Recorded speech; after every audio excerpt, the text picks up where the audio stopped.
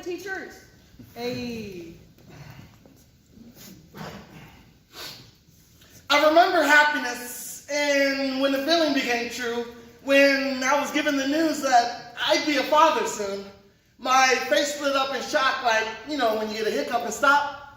We were having our first child, and I never felt more proud. I remember my wife and I had been working on this kid thing for a while, so imagine my smile when the doctor pronounced, "You're going to have twins."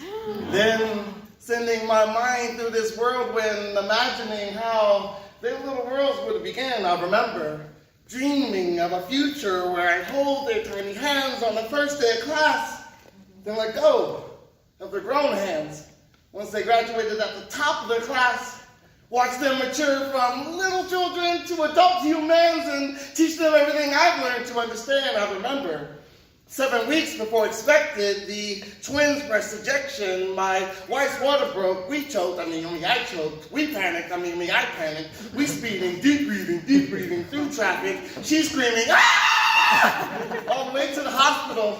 Despite all obstacles, the nurse said, "Everything will be all right, just stay positive." I remember they said, "Wait," took my wife away to operate and said, "Wait," escorted me outside into the hallway as nurses collided with one another, and one of the other doctors said that something's wrong, and then came the alarms, and then I kept asking, "What's going on?" I remember they said one of the twins had been strangled during birth by the umbilical cord. And though the other twin has survived, she has swallowed too much blood left by the other twin. I remember asking over and over and over again, "Is she still alive?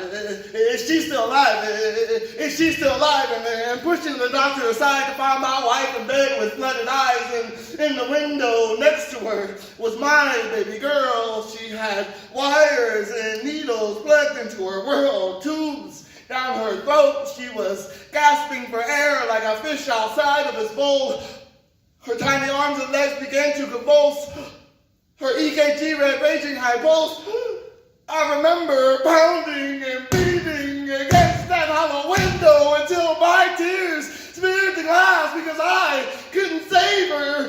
They couldn't save her from coughing until her end.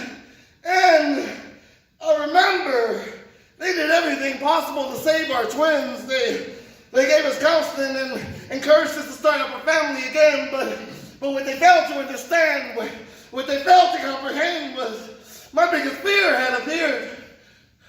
I had died. Not once, but twice.